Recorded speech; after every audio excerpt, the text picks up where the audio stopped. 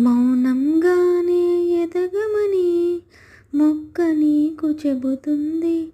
ఎదిగిన కొద్దీ ఒదగమని అర్థమందులో ఉంది. అపజయాలు కలిగిన చోటే గెలుపు పిలుపు వినిపిస్తుంది. ఆకులన్నీ రాలిన చోటే కొత్త చిగురు కనిపిస్తుంది. ఎంతో బాగుంది కదా ఈ పాట లిరిక్స్. మనం ఎంత ఎదిగినా ఒదిగి ఉండాలని మనకి మొక్కను చూసి నేర్చుకోవాలంట. మొక్క అంతే కదా, చిన్న సీడ్ ఒక ప్లాంట్ అయ్యి ఒక పెద్ద మహావృక్షం అవుతుంది.